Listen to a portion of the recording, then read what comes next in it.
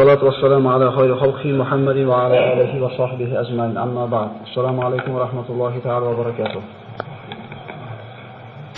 الله سبحانه وتعالى قرآن الكريم مرحمة قلده نحن نقص عليك أحسن القصص بما أوحينا إليك هذا القرآن وإن كنت من قبله لمن الغافلين صدق الله العظيم.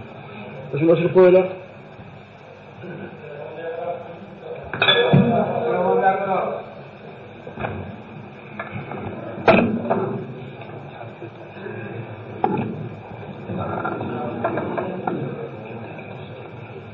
bir hozir ustoz so'rab qo'yishlik maqsadga muvofiq bo'lsa kerak. Hozir odob haqida gapirildi, musulmonlik bir axloq haqida. Shunchaki o'sha yozishni to'xtatsanglar, shu maqsadga muvofiq bo'lardi. Subhanalloh. Alloh taolo Qur'onda marhamat qilib, Astagfirullah, nahnu naqussu alayka ahsanal qasasi bima awhayna ilayka hadal Qur'an va in kunta min qablihi laminal ghafilin. Ey Muhammad alayhisalom, biz sizga mana shu Qur'onda qissalarni eng go'zallarini so'zlaymiz, vaholanki siz bu qissalardan g'ofil edingiz deydi. Ya'ni bu qissalarning qadrini Alloh subhanahu va taolo mana shu oyat bilan belgilab beradiki, qissalarning eng go'zali deb Alloh taolo o'zi baho beryapti. Modomiki siz bilan bizga Alloh taolo mana shu qissalarni eshitishlik, fahmlashlik berilibdi, endi buni shukrni ado qilishlik kerak bo'ladi. Bu qissalarni eshitishlikda shukr qanday ado bo'ladi? Undan olingan ibratlarga hayotda amal qilishlik bilan bo'ladi. Shunda Alloh taolo aytadi: "Va izta'azzana robbukum la in shakartum la azidannakum." Agar mana shu menga bergan ne'matlarimni shukrni ado qilsanglar, ne'matimni ziyoda qilib beraman dedi. Alloh taolo ana shu shukrga ado qiladigan shokir bandalardan qilgan bo'lsin. O'tgan safargi suhbatimizda siz bilan mana Samud qavmiga yuborilgan Solih alayhisalom haqida gaplashgan bo'ldik. Va u qissadan bir qancha bu xulosalar olindiki, eng asosiy olinadigan xulosasi shuki, Alloh taolo bir bandaga la ilaha illalloh kalimasini, qalbiga iymon degan ne'matni berishlikni xohlamasa, insonga bitta emas, 100 ta tuyani toshdan chiqarib berganda ham so'yib yeb qo'yishaverar ekan. Ya'ni bu qissalarda agar biz Qur'ondan boshqa joyda eshitganimizda rostmikin deb shubhaga borishimiz mumkin edi. Lekin Qur'onda bayon qilinganligi uchun bularning haqligida shubha qilinmaydi.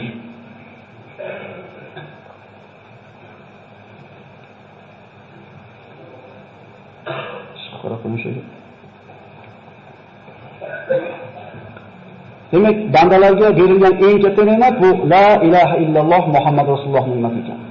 Mana u qissadan olgan xulosalarimiz shundan bo'ldiki, ana shu tuyani ularning talabiga ko'ra, ana shular aytgan sifatga ko'ra Alloh taolo yaratib berishiga qaramasdan, baribir Allohga osiy bo'lishdi.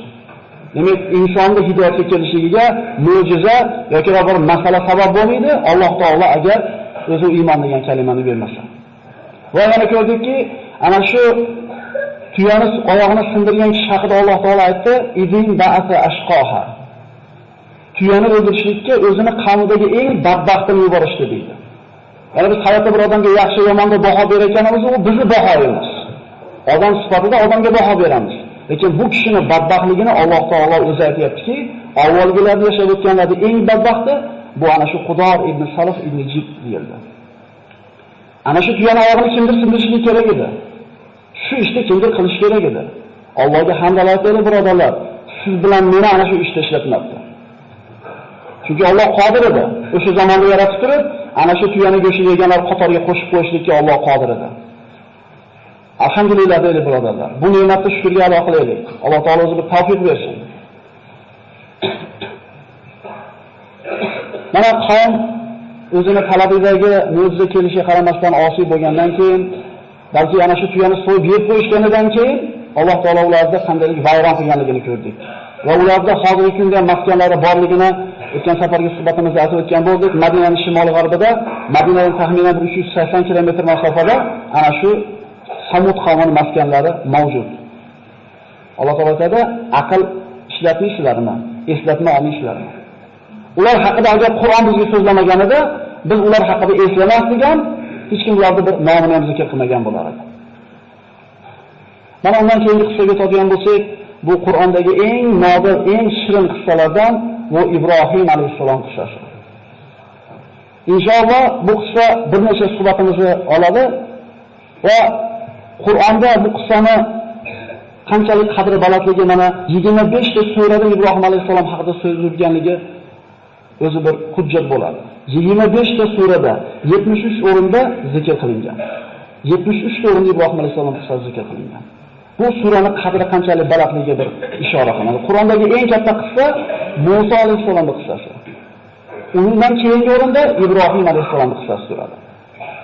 U kishi payg'ambarlarning otasi, ulul azm minar rusul bo'lgan ana shu payg'ambarlarning biri, Ibrohim Halilulloh. Qissani boshlar ekanmiz. Ibrohim alayhissalomning hayotidan eng katta oladigan xulosamiz, u kishi Allohga tavakkul qilishlikda ustoz bo'lgan kishilar. Bugun ana shu Allohga qilgan tavakkulini agar vaqtimiz yetsa, bittasi haqida ko'proq so'z yuritamiz. O'zi shu bittasi 3 soat vaqt olishi kerak. Lekin biz basharmiz, toqatlarimiz cheklangan, ana shu uyqular kelib ketgunga qadar gapiriladi inshaalloh. Bugun o'z ozgina kech qolyapmiz. Bismillahirrohmanirrohim. Solihlarning qavmi halok bo'lgandan keyin insonlar yana bir muddat tavhidda turishdi. Vaqt o'tishi bilan yana ana shu avvalgilarni oqibatidan ibrat olishlik insonlarga hayoldan ko'tarildi, esdan chiqarishdi. Alloh taolo mana shaytonga qiyomatgacha yashashlikka izn bergan edi, vasvasa qildi, yana insonlar shirkka, kufrga qaytishdi. Falastin, Falastin, Iroq, Misr hamma yerlarda insonlar yana kufrga qaytdilar. Bu safar Alloh taolo payg'ambarlarning eng ulug'laridan bu ulamolar e'tirofiga ko'ra o'zi shunga hujjatlarimga aniq payg'ambar sollallohu alayhi vasallamdan keyingi o'rinda turadigan payg'ambar bu Ibrohim alayhissalom hisoblanadi. Abul Anbiya, payg'ambarlarning otasi. U kishi haqida Alloh taolo astagfirullah va Ibrohim allazi vaffa dedi. U vafo qilgan Ibrohim dedi. Alloh taolo qanday buyruqni bajarmasin, u kishi vafo qildi buyrug'iga. Va Ibrohim allazi vaffa. Ibrohim ibn Tarix, shuningdek Azaram deb nomlanadi. Ozar. O'zi asli ismi Tarix bo'lgan. Ozar degan so'z ularning tilida ana shu davrda odamlarga yordam ko'p ketgan bo'lgani uchun yordamchi degan ma'noda bo'lgan ekan. O'zi asli ismi Tarix bo'lgan, lekin laqabi Ozar bo'lgani uchun Ibrohim ibn Ozar deyiladi. Asli Ibrohim ibn Tarix. Ibrohim alayhissalomning zikri Qur'onda 25 ta surada 73 ta o'rinda zikr qilingan bo'ldi. Ibrohim alayhissalom Som ibn Nuh sulolasidan. Iroqda shimolida yashardi. Bobil degan shaharda. Bobil shahri nihoyatda bir katta shaharlardan bo'lgan. O'zini zamonasidagi eng birinchi shaharlardan bo'lgan. Va butlarga sig'inishlik mana shu yerda avjiga chiqqan bo'ladi. Astagfirullah va qala innama taqaftum min dunillahi awsana mawaddata baynikum fil hayati dunya thumma yawmal qiyamati yakfuru ba'dukum bi ba'd thumma yawmal qiyamati yakfuru ba'dukum bi ba'd va yal'anu ba'dukum ba'da va ma'wakum an-nar va ma lakum min nasirin. Ibrohim alayhissalom qavmiga aytadiki, albatta sizlar Allohni qo'yib butlarga ibodat qilishingni o'qidinglar. Qiyomat kunida biringlar ikkinchilarga kofir bo'lasizlar va biringlar ikkinchilarga la'nat o'qiysizlar. Qiyomat kunida hech kimni tanimaydi. Bu hammamizga aniq bo'lgan narsa. Yawma yafirrul mar'u min akhihi deydi Alloh taolo Qur'onda. Kishi o'zini akasidan tonadigan. Otasidan, onasidan, bola chaqasidan tonadigan kun. إذ قال لأبيه وقومه ما هذه التماثيل التي أنتم لها عاكفون قالوا وجدنا آباءنا لها عابدين. İbrahim otasiga va qavmiga qarab aytdiki, bu sizlar sig'inayotgan timsollar, butlar nima? Sizlar e'tikof qilasizlar bularga. Ular aytdilar, otalarimizni mana shu butlarga ibodat qilayotganligini topganmiz va shu narsada davom etib ketyapmiz. Boshqa oyatda Alloh marhamat qiladi, إذ قال لأبيه وقومه ما تعبدون قالوا نعبد أصناما فنظل لها عاكفين قال هل يسمعونكم إذ تدعون أو ينفعونكم أو يضرون قالوا بل وجدنا آباءنا كذلك يفعلون. İbrahim otasi va qavmiga nimalarga ibodat qilyapsizlar deb so'radi. Ular aytdilar, butlarga, ularga ibodat qilishga davom etamiz. Ibrohim alayhissalom so'radi, sizlar duo qilsalar ular eshitadimi? Yoki sizlarga bir foyda yoki ziyon keltiradimi? Qavm javob berdi, otalarimiz shunday qilayotgan edi, biz ham otalarimiz ishini dota-bobomiz qilib kelayotgan ishlayapti-da, endi biz o'zimizni tilga o'giradigan bo'lsak, demak, bu shirk otalardan meros qolgan. İbrahim alayhissalom ularni ogohlantirdi. Inson ilohga nima uchun sig'inadi aslida? Biror bir ziyonni undan qaytarish uchun, biror bir manfaatni keltirish uchun Biror bir musibatni to'sishlik uchun va hayotini tartibga keltirib berishlik uchun Allohga sig'inadi. Lekin bu butlar bularni birortasini qilishlikdan ojiz edi. Bu aloqalar na foyda keltira oladi, na ziyon keltira oladi. Ya'ni ba'zilarimiz hayotimizda shu bir o'rnashib qo'ygan bir shirkka o'xshagan bir narsalar bor. Tumorga o'xshagan yoki ko'zmonchoqqa o'xshagan. Bular zotida hech narsa qila olmaydi, agar Alloh xohlagan bo'lsa. Shuning uchun Alloh taolo aqlni nimaga bergan? Aqlni ishlatib Alloh taolo tanishlik uchun bergan. Ya'ni bu butlarga sig'inishlik, u narsalardan bir yordam kutishlik, taqana qoqib qo'yish, shunga o'xshagan ishlar bu shirkdan o'zi bo'ladi. وَلَقَدْ آتَيْنَا إِبْرَاهِيمَ رُشْدَهُ مِنْ قَبْلُ وَكُنَّا بِهِ عَالِمِينَ. Biz Ibrohimga hidoyatini ato etgan edik, bu haqida xabardor edik, biluvchi edik. Alloh taolo mana Qur'oni Karimda Maryam surasida zikr qiladi. Da'vatni otasidan boshladi Ibrohim alayhissalom. Da'vat birodarlar, Alloh diniga targ'ib qilishlik ko'chadan bo'lmaydi. Rasululloh sollallohu alayhi vasallam vahiyni qabul qilgandan keyin kimdan boshladi? O'zini xonadonidan boshladi. Shuning uchun biz avval bolaga bir gapni gapirishdan burun o'zimiz yaxshi amal qilgan bo'lsak, bizdan qiyomatda so'raladigan kishilar bu xonadonimiz. O'zingizlarni va ahli ayolinglarni, bola chaqanglarni jahannam o'tidan saqlab olinglar demadimi Alloh? Agar biz o'zimizga qaraydigan bo'lsak, o'zimizni o'rnicha tarbiya qila olmayapmiz. O'zimizni ustimizda o'zimiz hukmron bo'la olmayapmiz. Endi birovga bir gagani qattiq tortayotgan mahal insof qilaylik. Xonadonimizga qaraylik. Namoz o'qimayotganimiz qancha, zikr qilmayotganimiz qancha, televizordan 20 soat chiqmayotganimiz qancha. Sho'g'ri o'zi o'zing ko'r deydi, og'rimasa boshqa ko'r deydi. Boshqadan talab qilishdan burun o'zimizning uyimizga qaraylik. Demak, Ibrohim alayhisalom kimdan boshlayapti? Otasidan.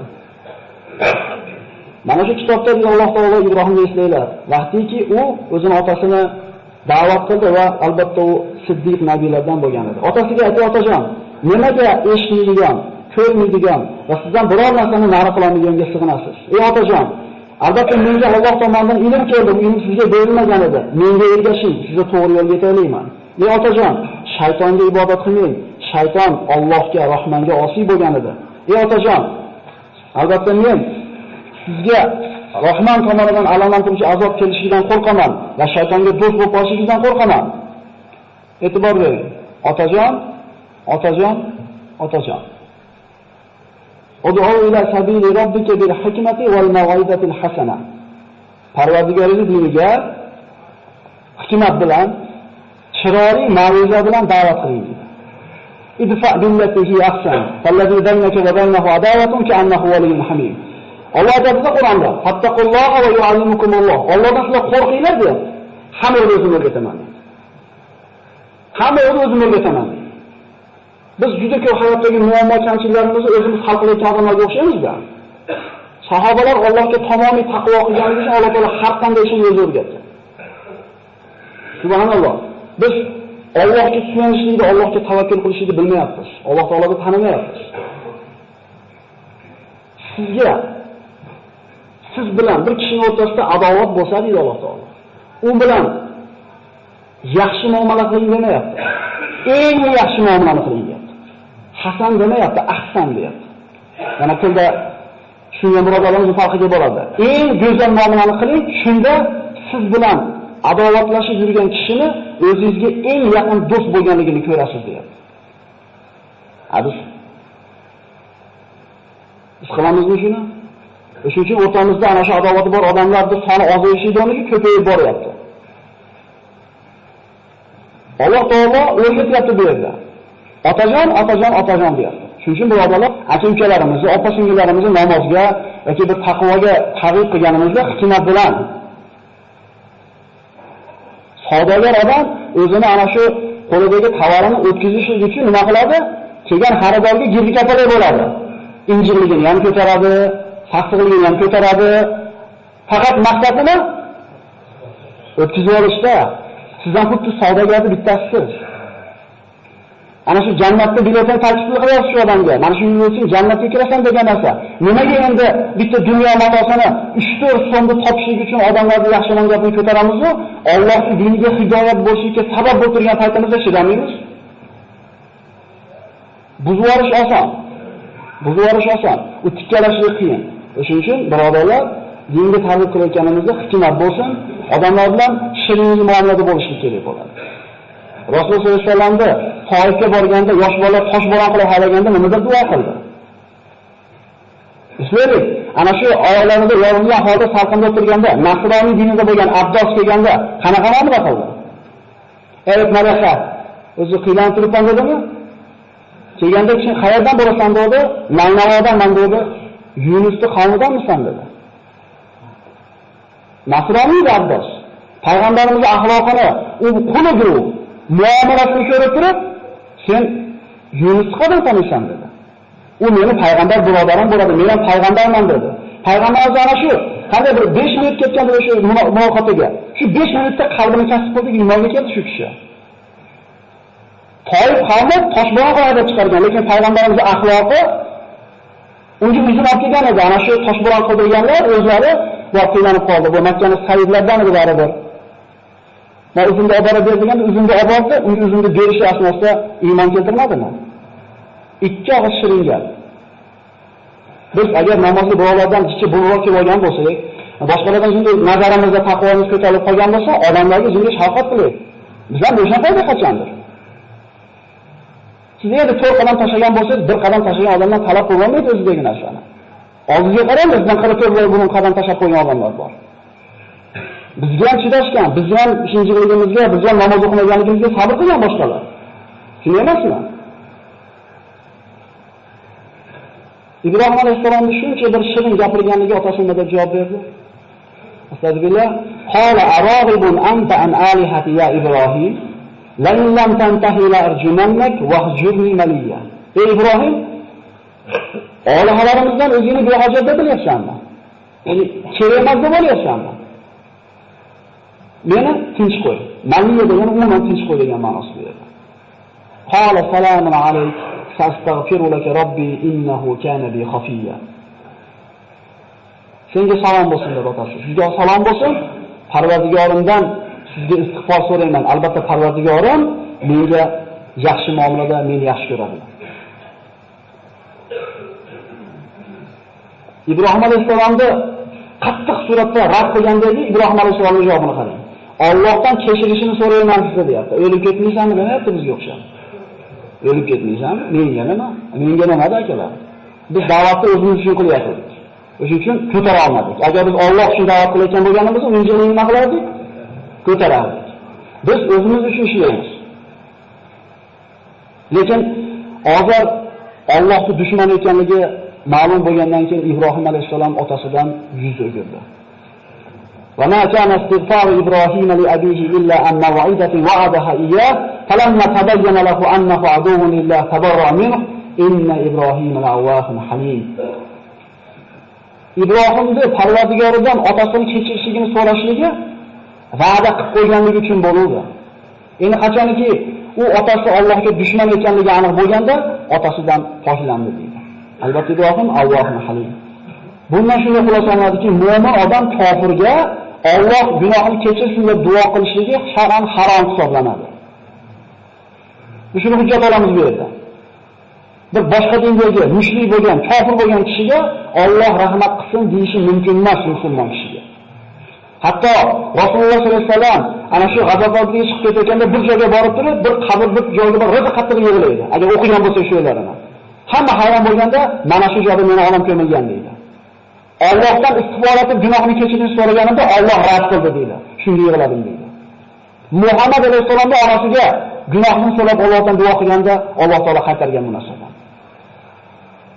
Agar mumkin bo'lganda Muhammad alayhisolamga mumkin edi, mumkin bo'lganda Ibrohim Halilullohga mumkin edi. Musulmon faqat musulmonga Alloh rahmat qilsin deyishlikka haqqi bor. Mana shu oyatga asosan innahu kana bi khafiya. Xafola bu qalbni muhabbat bilan to'lib toshishi. Alloh taolo Ibrohim alayhisolamni mana shunday yaxshi ko'rgan edi. Shuning uchun Halilur Rahman Allohning do'sti deb zikr qilinadi. Al-Hayla qalbni muhabbat bilan to'lishligi. Va a'tazilukum wa ma tad'una min dunillahi wad'u robbi asa alla akuna bi du'a'i robbi shaqiyya. Ibrohim alayhissalom qavmidan yuz o'girdi. Shu vaqtda yoshi 16 da bo'ladi, asr muoriflar. Nabiy bo'lgan ekan 16 yoshda. Bu Alloh taolo o'zining mulki ekan, xohlagan bandasiga beradi. Payg'ambarlik faqat 40 yoshlarda turib cheklab olmaydi. Chunki Iso alayhissalom 33 ga kirgan paytda Alloh taolo yuqori ko'tarib chiqib ketgan. Payg'ambar bo'lgan 33 yoshda, payg'ambar bo'lgan. Demak, 40 yoshda cheklab qo'yishimiz bu bizning ilmimizdagi ozgina noqisligi belgisi ekan. Ibrohim alayhissalom da'vat qilayotganda qavmini yoshi 16 da bo'lyapti, birodarlar. Biz 16 ga kirgan bolalarimiz da kallasida nima gap, nima so'z. Biz nima bilan to'g'izgan bo'lsak, ularning kallasini shu 16 yoshgacha shunaqa bilan to'lgan. 3 turli bankaga nimani solsangiz, shu bilan to'ladi. Agar siz to'g'izmasangiz, to'g'izib ketadi ko'chadan. Hech kim uyida so'kinmaydi akalar. Qayerdan o'rgandik so'kinishni? Ko'chadanmi? Ana shu bankasiga, ana shu kallasiga biz kerak bo'lgan so'zlarni yozib o'sha papkalarni to'ldirib qo'ymasak, ko'chadan to'ldirib olyapmiz. Biz bolalarimizni jismini, kiyimini, qonini to'g'rishligi bilan boshidagi tomi bilan avora bo'lyapmiz-ku, ana shu qalbi bilan avora bo'lmayapmiz. Shunday emasmi? Ibrohim alayhissalom nima qilishni o'ylay boshladi. Astagfirullah va tallahi la'aqidanna asnamakum ba'da an tuwallu mudbirin. Ana shu shirkda asli manbai bo'lgan butlarni yo'q qilishni qasd qildi. Mana nozik bitta joyi shu bo'ladi, xulosa qilamiz.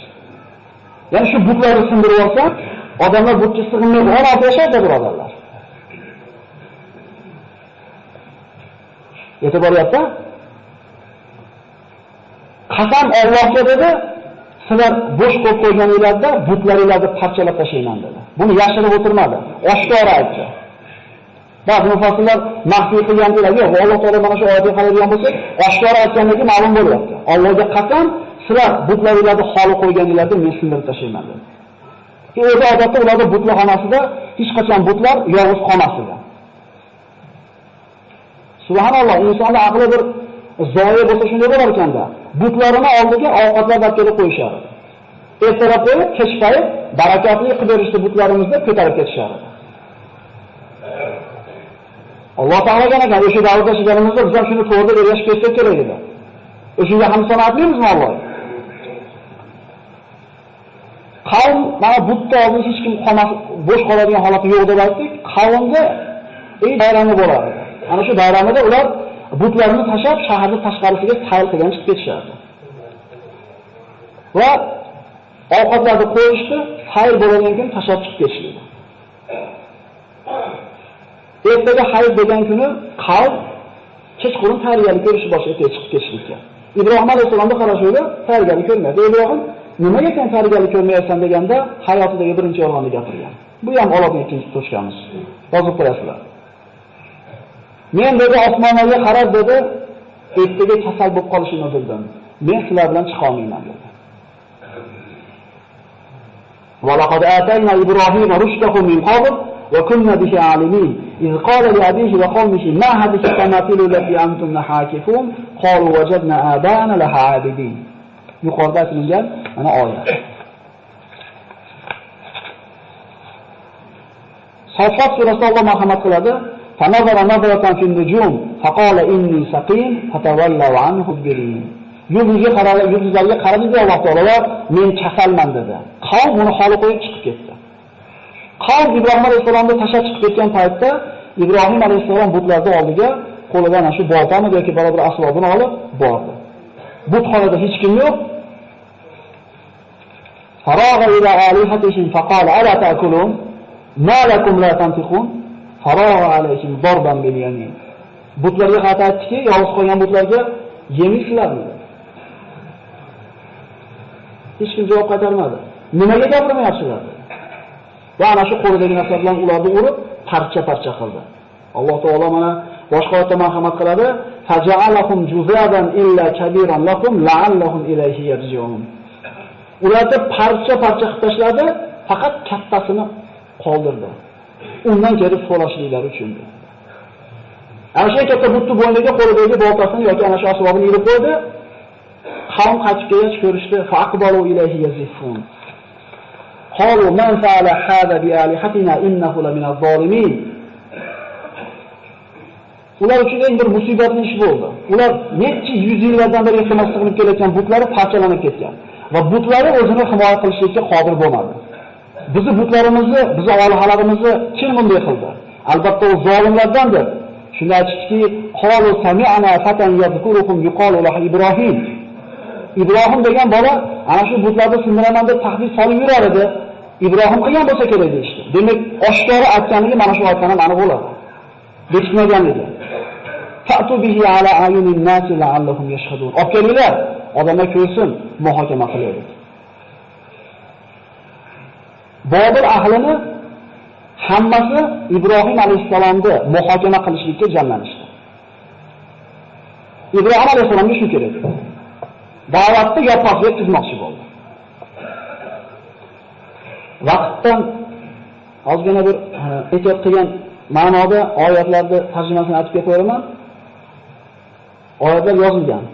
Agar bir hujjat kerak bo'ladigan bo'lsa, kelasiz ko'rsatib qo'yamiz inshaalloh. Shu vaqtda tejashlik niyatida o'zbekchasini aytib ketaveraylik. Ular aytishdi, Ibrohim, bularni sen parchaladingmi? Ibrohim alayhisalom aytdi, yo'q dedi. Mana bu kattasi qildi dedi. Nima bo'lyapti? Ikkinchi marta yolg'on gapiryapti. Birinchi yolg'on ham Alloh uchun bo'lyapti. Ikkinchi yolg'on ham Alloh uchun bo'lyapti. Uchinchi yolg'on ham Alloh uchun bo'lgan, lekin qo'rqar ekan qiyomat kunida. 3 marta yolg'on gapirgan aniq, 3 marta soni ham aniq. Biznikini soni aniq bo'lmagandek.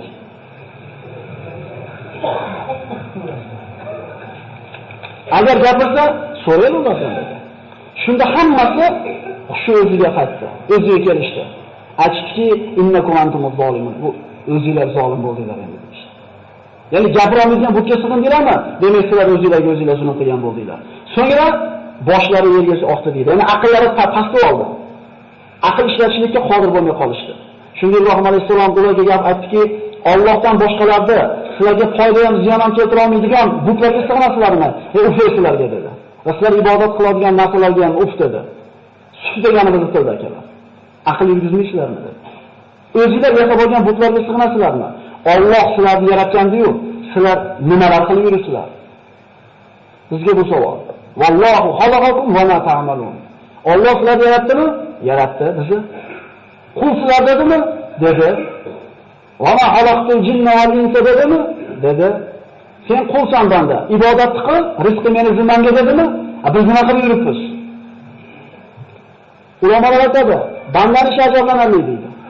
Alloh o'zini kafilligiga olgan narsani inson o'z yelkasiga oladi-da, rizqini o'zining yelkasiga tashlab qo'ygan ibodatni Allohga qaytarib qo'yadi deydi. Bunday bo'lganida buni qilib qo'yishyapti.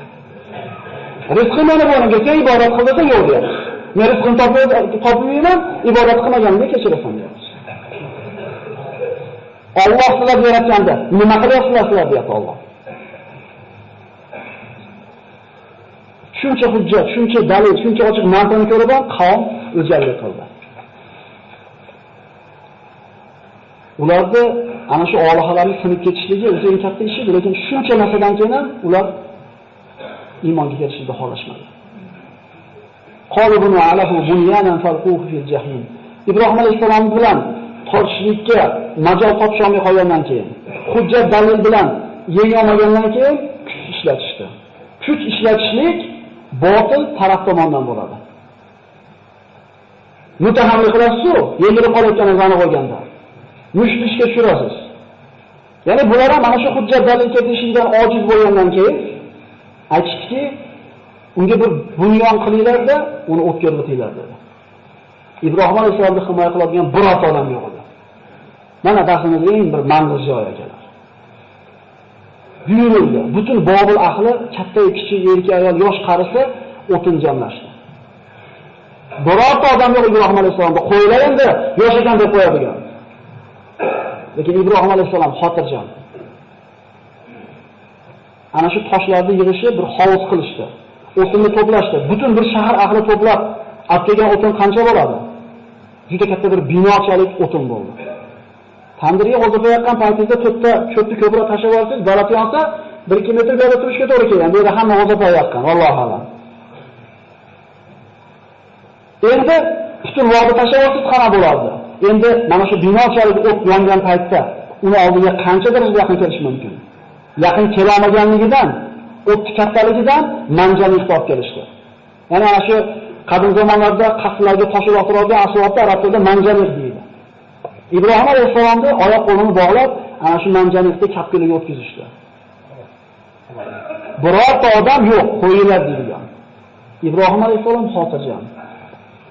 Shunda Rasululloh sollallohu alayhi vasallam mana Imom Buxoriy rivoyat qilgan hadisda aytadi, Ibrohimni ana shu Allohga uloqtirishayotgan paytda o'qigan duosi: Hasbunalloh va ni'mal vakil. Allohning o'zi bizga kifoya. Faqat unga suyanamiz. Unga tahdid qilishmayapti, unga qo'pasa qilishmayapti. Hozir o'tga uloqtirib olishi aniq. Birorta yordamchisi yo'q. Lekin qalbning holatini ko'ring. Tavakkul tamomiy. Hasbunalloh. Bizning ishimiz Allohning qo'lida. Ya'ni Allohni aytgandan boshqa narsa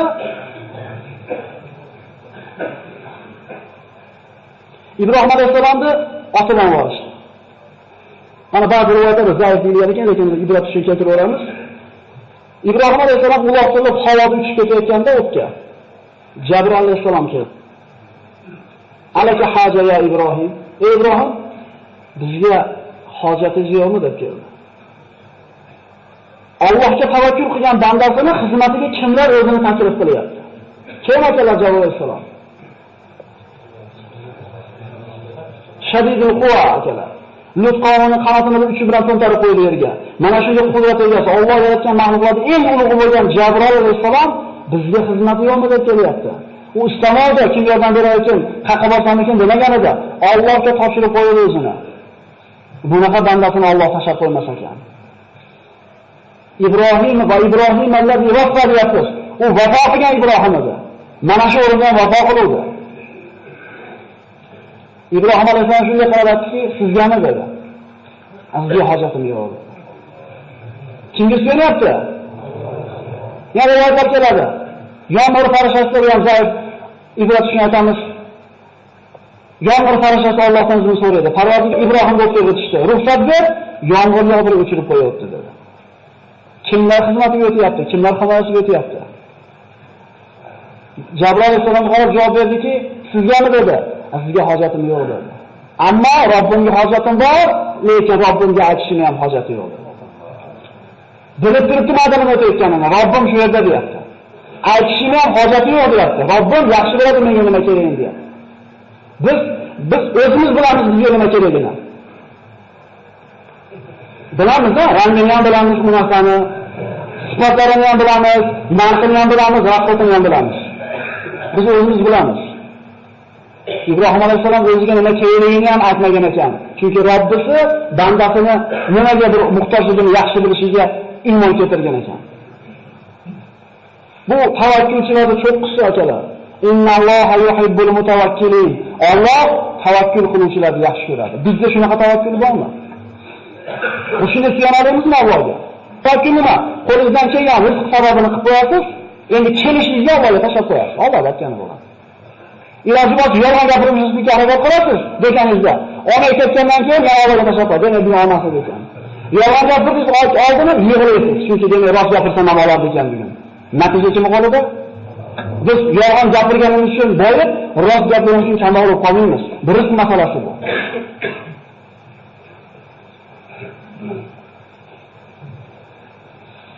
Tavakkulchilarning ustozi kim ekan?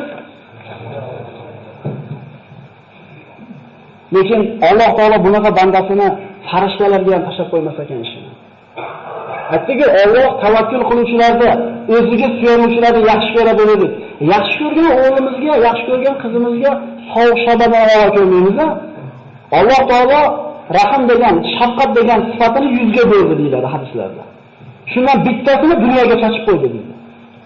Bittasi chachilganda shuncha insonlar, shuncha hayvonlarni chayon bolasini chaqib qo'ymaydi. Eshkana tuxumdan chiqqan bolasini chiqarib qo'ymaydi. Yitqish sher bolasini shu etlab qo'yib borib qo'yadi. Hattoki hammasini g'ofil ota emizli bolasini orqasiga yotqizib qo'ysa nima bo'lmaydi? Boslamaydi. Bu nima sabab? Alloh mehrni joylab qo'ygan qalbiga. 100dan bir mehrni berib qo'yganda insonlar chachilgan shuncha rahmat uchun Alloh taolo shu 100 rahm shafqatning egasi bo'lgan Parvardigor yaxshi ko'rgan bandasini tashlab qo'yar ekanmi? Va man yatawakkal alallohi fa huwa hasbuhu. Kim Allohga tavakkul qilsa, g'amini Allohga topshirsa, bu odamning hisobi Allohning zimmasiga emasmi? Biz shunga tavakkal qilyapmizmi Robbimizga? Biz Robbimizni taniymizmi shunchalik? Hammamiz Allohga topshirib qo'yishlik darajasida taniymizmi? Shuning uchun g'am tugamayapti ajoyib. Bir qisqa 2 kerak bo'lyapti, 2 qisqa 5 kerak bo'lyapti. Chunki teva bilan aloqamiz zo'r emas. Ibrohim bilan o'tga uloqilgan ham Alloh deyapti, tushib ketgan ham Alloh deyapti. Alloh taolo bu bandasining ishini hech qaysiga topshirmadi. Allohning ishi bu kabi farishtalar ham tez bo'ldi.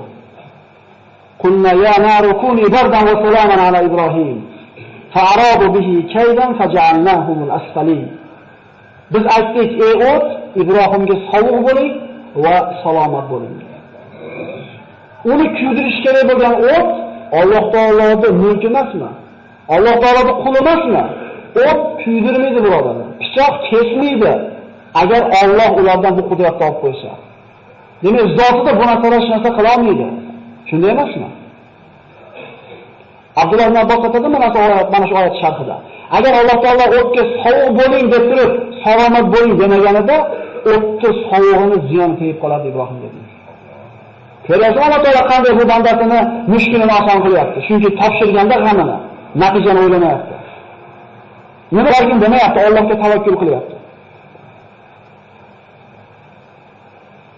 Ibrohimga makr qilishdi, Ibrohimga hiyla qilishdi, bas o'zlari ular xor bo'ldi, past bo'ldi. Ular ko'rib turishdi o'tga tushganini. Ibrohim alayhisalomning oyoq qo'liga bog'langan iplardan boshqa hech narsa kuygani yo'q. Subhanalloh azza va jalla. O't o'chdi.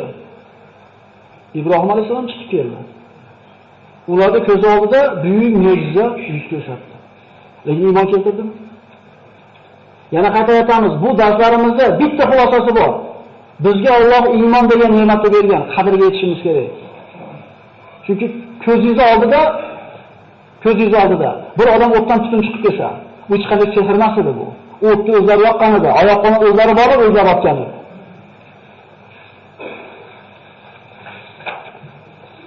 Ibrohim alayhisalom ba'zi rivoyatlarda keltiriladi, hayotning eng lazzatli kunlari deydi. Mana shu dunyoda olovda bo'lgan lahzalarim deydi. Chunki Alloh taolo sovuq qildi o'tdi va ne'mat qilib berdi. Jannat bog'iga tushib qolmadimi?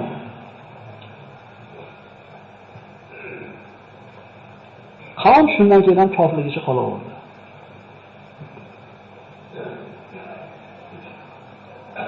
Mana bugun bitta suhbatga tayyorgarligimizni yarmi ham yetib olmadi. Inshaalloh keyingi darsda davom etamiz. Xulosalaymiz. 10 minut xulosa qolyapti. Ibrohim alayhissalom butlarni sindirdi. Oqibati nima bo'ldi? O'tga uloqtirishdimi? Bu qissalarda bir ko'ngilxushlikka eshitib qo'ymaylik birodarlar. Bundan xulosa olaylik. Musa alayhissalom bitta yahudiy nimani misrlik qibtiyni bir shafaroqni o'ldirib qo'ydi. Nima bo'ldi? Qavmini tashlab chiqib ketdimi? Ibrohim alayhissalom but sindirib qo'ydi. Nima bo'ldi? O'tga uloqtirdimi? Alloh taolo bizga o'rgatyapti. Ey musulmonlar, bir ishni qilishdan burun oqibatini o'ylaylar. Agar shu qiladigan ishlarda oqibatida ziyon keladigan bo'lsa, qilmaylar deyapti. Tushunarlimi? Odam alayhissalomning bir rivoyatda shuna bir chiroyli farzandlar qilgan 5 ta narsa bor ekan. Shu bilan bugun tugatamiz inshaalloh suhbatimizni. Odam alayhissalom mana shu vafoti yaqin bo'lganda bir rivoyat ekan, endi bu ham ibratlanadigan. Farzandlarini yig'ib turib aytgan ekanki, ko'zi og'lashgan bo'lsam deb qimillab olsalar, sal qonalanib uyqu yosiladi. Mana bir shirin joy keldi-da. Nasiba bergim kelmayapti. Farzandlarim to'plab aytgan ekanki, bolalaringizga aytinglar, yana biz otamiz aytayapti. Dunyoda xotirjam yashashmasin. Chiqib ketishligi haqida xotirjam bo'lib qolishmasin. Dunyoga musofirligi esdan chiqmasin. Biz dunyoda abadiy yashaymiz deb xotirjam bo'lmasin. Chiqib ketishligini esdan chiqarib qo'yishmasin. Agar men ham jannatdan chiqib ketishim mumkinligini esdan chiqarmaganimda, menga yetgan musibat yetmasmidi ekan? Alloh taolo aytganmidi? Mana bu jannat. Vaqtdan boshqa gaplashganmiz, eslasanglar. Sen yaram ochgan qolmaysan, chanqamaysan, qelamaysan deganmidi? Yana mumkin emas daraxt dedi. Mana u dushmaning dedi. Oddiy edi.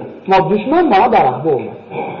Lekin esdan chiqarib qo'ydiki, jannatdan chiqib ketish mumkinligini. Shayton nima deb o'yladi? Sizlarga abadiy mulkni, bitmas hayotni beradigan daraxt ko'rsataymi dedi. Jannatda nima kerak bo'ldi birodarlar bu narsani?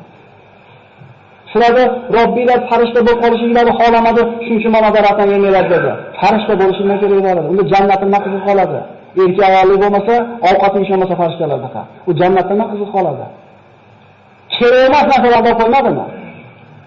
Dunyodan chiqib ketishini farzandlarilar esdan chiqarmasin.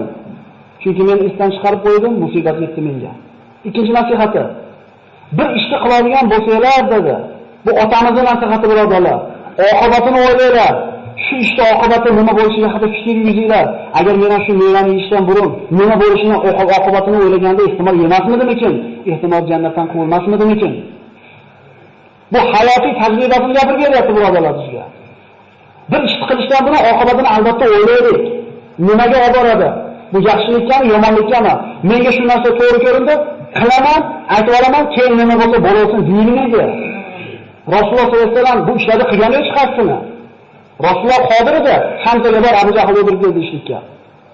Umarga qodir edi aytishlikka bor, Abu Sufyon bo'g'ib qo'ydi ishlikka. Buyurdimi? Rasulullohga ergashmaymizmi? Musulmonlar qancha aziyat, ozor chekkan bo'lsa ham sabr qilmadimi? Alam tara ilal ladina qila lahum kuffu aydiyakum aqimus solat. Ko'rishlar Alloh taolo. Shunga kishilarniki biz ularga qo'llarni kiyinglar, namozini o'qib sabr qilinglar dedi ularga. O'ylash kerak oqibatini bir ish qilishdan, bir gapni gapirishdan burun. Uchinchi nasihati, bir ish qilishdan burun maslahat qilinglar deydi. Aql egalari bilan. Bilimdan bo'lmanglar, hammalar o'z o'ylaricha deyapti. Bu shunaqa emaski, shu ikkita kitob ko'rib olgan bo'lsalar, ikkita hadis o'qib olgan bo'lsalar, olim bo'lib qolyapmiz. Shunday emasmi? 20 litr ro'badan qarasangiz, mana shu yerda o'tirganlarda bir 10 dan biri ko'rinadi. Kattaroqda qarasangiz, ko'proq ko'rinadi. Shunday emasmi? Endi olib tashlasangiz, hammasi ko'rinyaptimi? Mana shu turda ilm bo'ladi. Ilm o'qiringlar-da. Kamroq gapiradigan bo'lib qolamiz. Kamroq fatvo berib, kamroq odamlarni taqaydigan bo'lib qolamiz. Bu bizning ilmsizligimizdan. Hali bir sport sessiyasiga bitta odam borib, ikkita turgan bo'lgan bo'lsa, to'g'ri odamga oyog'ini ko'taradigan bo'lib qo'ygan bu davrda. 2 marta 3 marta chati yegandan keyin, hayotda tajribasi ortgandan keyin nima qiladi?